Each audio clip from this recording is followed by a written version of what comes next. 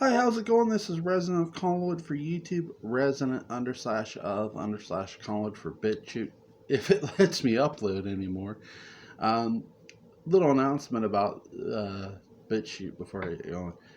I've tried to upload a couple videos up there and nothing's going on.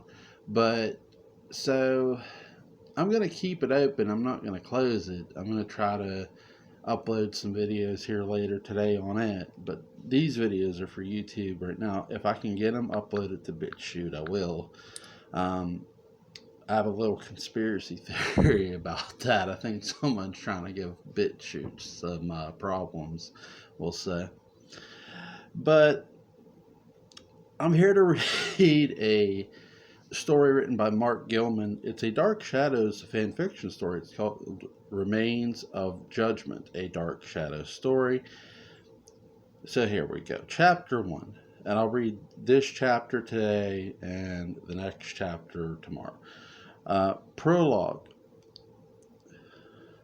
David, don't listen to her. David, Victoria pleaded while breaking her fist through the glass window, extending her bloodied hand for him to take. Mother, David cried bitterly as he watched his mother emulting from the flames burning around her. The burning wooden beams were collapsing, and the small cabin only had seconds remaining before completely crumbling to the ground. It's too late, David. It's too late. Laura looked to the sky, proclaiming loudly, from these ashes the phoenix is reborn. With a painful shout that echoed above the roar of the flames and the building falling down around her, Laura was consumed by the inferno and vanished. The phoenix, according to many myths and legends, is often depicted as a beautiful bird who, in a final moment of self-sacrifice in a flaming inferno, is reborn and lives again. Some dispute the spirit is reincarnated into another life form, while some argue that the phoenix lives again through its own children. These are some who believe the phoenix to be a malevolent female demon cast from heaven who walks among the living once every century, attaches itself to a female body as a cursed host, then sacrifices itself after the body it chooses begins to die.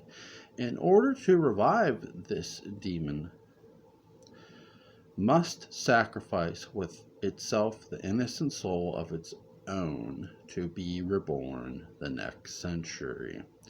According to documented accounts of followers who worship this demon, if the cursed host gives birth to a male child, the male must be the sacrifice that will give the. Oh, sorry. I did lose my place as I was reading. To a male child. The male must be the sacrifice that will give the dormant demon. Sorry about that. Power to resurrect after 100 years in an identical form. If a female child is born to the host must perform an unnatural ritual that will separate the daughter's soul from her body so that the demon may inhabit the female child to survive. This ritual has been journaled as one of the most barbaric forms of torture, as it involves torturing with incredible cruelty and pain, while the female child is fully awake until the soul passes, but the body is kept physically alive through alchemy and witchcraft as the demon's soul moves inside the child's body to inhabit. For centuries, this wicked cycle, the demon's devoted followers, however, should the phoenix fall to sacrifice her own male child when she dies and break the cycle,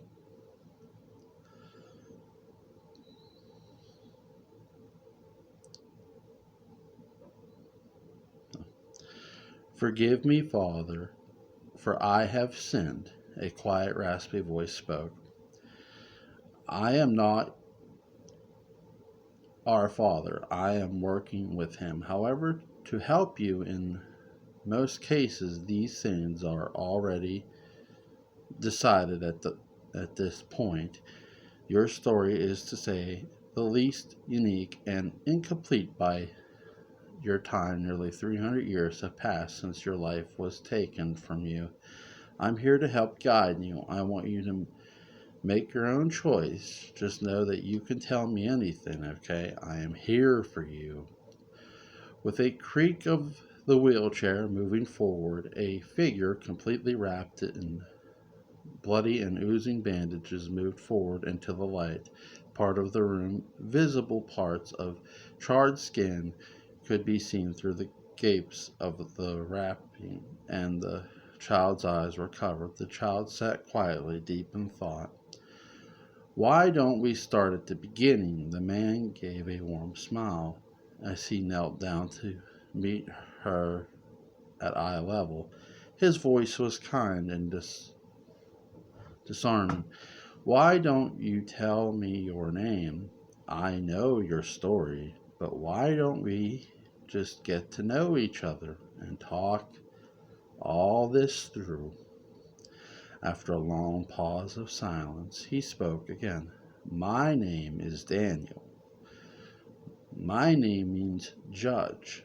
There are some who feel struggles with their emotions and have so much unresolved hurt, anger, and pain. I am here to help those who struggle with these to come to understanding them and then make their ultimate decision and what to do with it after the clouds have cleared. Daniel continued, I know you have a lot of pain, a lot of anger. I don't have to look in your eyes to see it, my child. You have more hatred and anger inside than anyone I have ever spoken with.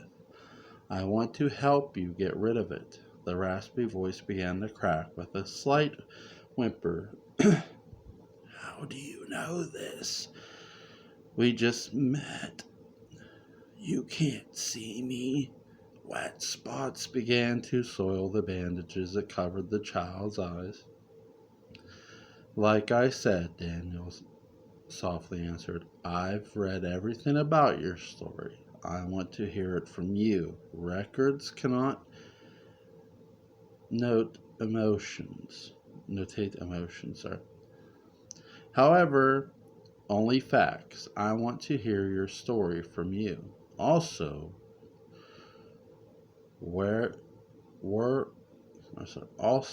you were offered healing and a brand new body, yet you refused. You wish to remain like you are? Why? The child's lips quivered. In case I see him, I want him to see me. I want him to see what I am because of him. I want him to know what I suffered because of him. He has to know. Okay, let's talk some more about this. Walking across the room and grabbing a chair, Daniel placed the seat beside the child's wheelchair. He will have a long way to go, but I can only promise one thing when this is over. You will get a choice of what you want to do. I cannot make that choice for you. Will I see him? The child whispered. Possibly, depending on his decisions he makes. Daniel answered. Through short gasps and quiet sobs, the child gently placed her bandaged hands to her eyes to try and dry them. With a deep breath, the child spoke. My name is Laura. This is what I want you to do. My request might be strange to you, but this is how it has to be. I've thought about this for a long time. This is the only way. Letter to Alan. I know your secret. I can help you. I know about the visions, the nightmares, everything. There are a lot of questions I'm sure that you have, and a lot of answers waiting to be found. Come find me in Collinsport. My address is 227 Howard Drive. I'll be waiting. Rolling the window down, he sat still in his driveway while the car sat idling for nearly 10 minutes. He looked at the letter and back to his phone, watching the blinking cursor on the blank email addressed to his wife, Julie, with a deep exhale. His thumb started tapping away on the screen. Dear Julie, I'm sending you this address so you know where I'm going. I'm so sorry that my nightmare and issues have chased you away. It's been 2 months, and I just want things to be normal again. The medication hasn't helped at all, and nothing else seems to be working. I've tried having Pastor pray with me, but these things won't go away. I don't know how to fix this, so I'm definitely stepping out of my comfort zone here, and I'm going to answer this letter in person. These dreams and visions won't stop. I feel like I'm going to lose my mind if I don't try.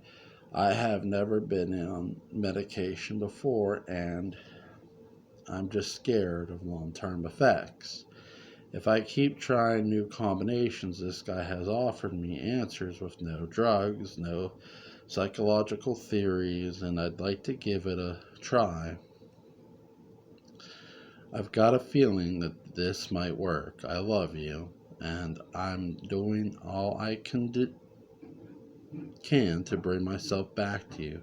Please be safe. I'll let you know when I'm there. Love always to you and baby inside. Alan.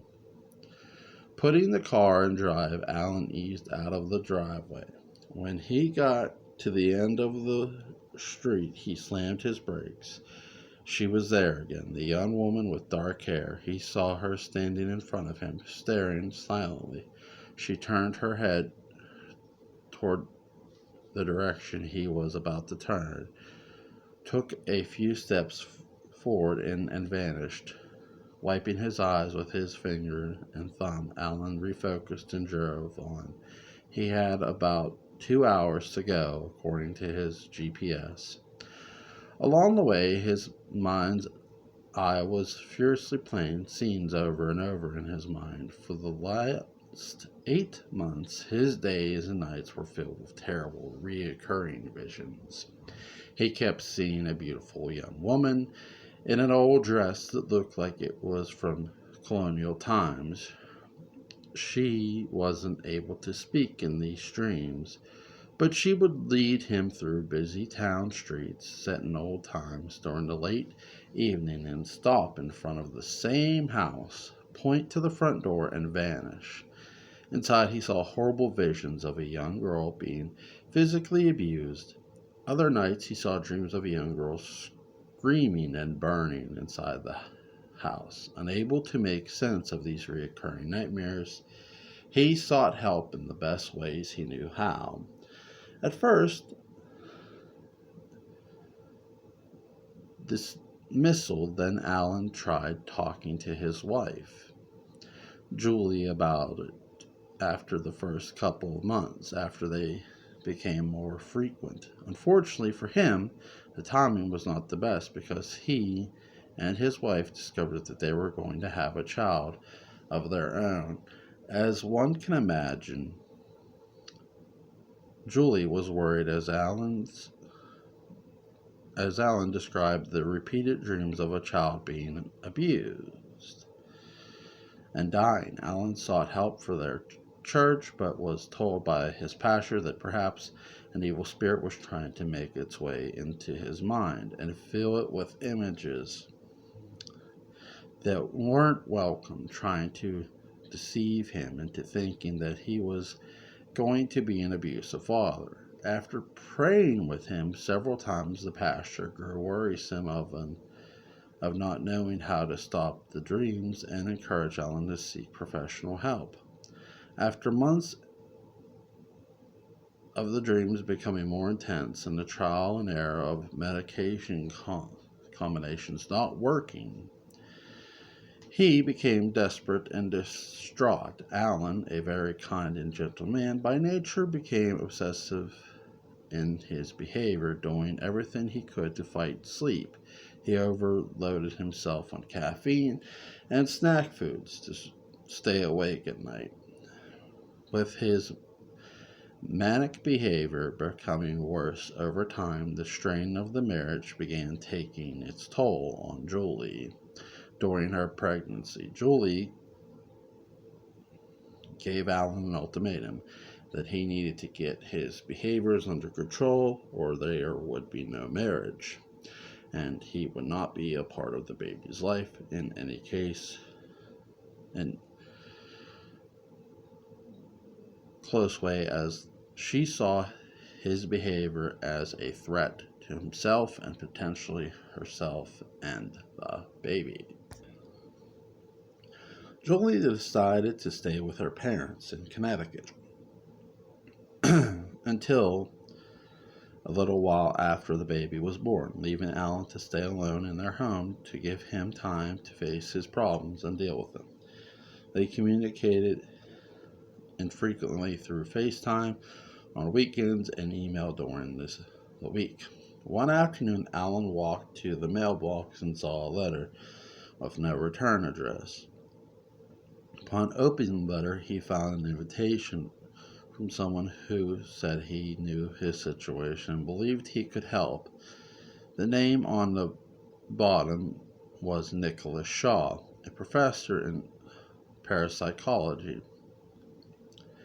Alan wasn't typical a believer in the world of the psychic and scoffed at the old commercials he saw on TV growing up, but he was drawn in with the phase: no notes, no drugs, no experimental therapy theories. Knowing he had nothing to lose by at least hearing the man out, he decided to make the journey to Collinsport to see what he had to say.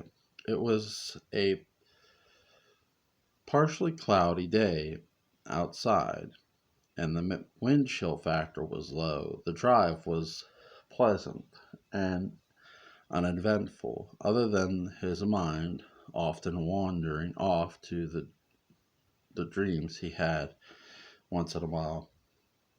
He could have sworn he saw the dark-haired woman in his rearview mirror, but he would dismiss them as illusions and try not to let his focus on the road be distracted. He tried to focus on the scenery of Collinsport while he drove through the town. The town was definitely a vintage sea-weathered location. Most of the buildings had faded white paint on splintered wooden buildings and shops. The main streets were paved with old bricks, and there were fishing boats lined up and down the many piers.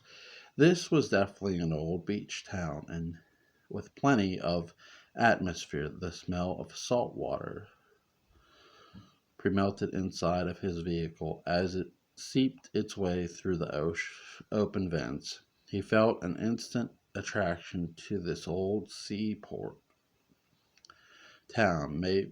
Maybe himself and Julie and their child could vacation here one day.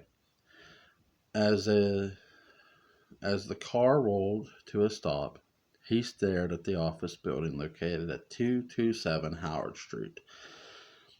As expected, the office wasn't much to look at. There were several closed and boarded up buildings surrounding it. A small faded brick building stood before him with the nameplate Nicholas Shaw, parapsychologist, hung on the door. After emailing Julie a message that he had safely arrived, he walked up the cracked walkway. As he stepped forward, he was imagining what it might look like inside. Glow in the dark stairs on the ceiling, beside beads hanging down where doors should be. A man dressed as Merlin, the magician, in with a crystal ball. Well, Alan, he mused to himself as he lifted his hand to knock. Only one way to find out. So that's chapter 1 of Mark's story. It's really deep in psychology, and I like how he's getting into the legend of the Phoenix and its followers as well. And we're starting with a child who has survived, I want to believe, a you know a phoenix burning, because it's a little girl. It's Laura, who survived it. Well, you could have a new body, tells her, this guy tells her, but she wants to see this other guy first. She wants to see this other guy, and we don't hear this guy's name. I gotta believe the other guy, if I remember correctly, and I don't want to give too many spoilers, is Alan. I could be wrong. This story, again, it's very deep in psychology and well written. I love the drive, the illusions, the dream, how the dreams are described in chapter 1. It, again, very psychological. This is written by Mark Gilman. That's at /Barnabas. Yes, I will leave a link to this in the description box. Now, here's the thing, guys, with this. With leaving a link, it's going to go back to chapter 1. But that's okay, because this is well worth a read. I promise you. Go check this out. That's the end of chapter 1. Chapter 2 will be tomorrow.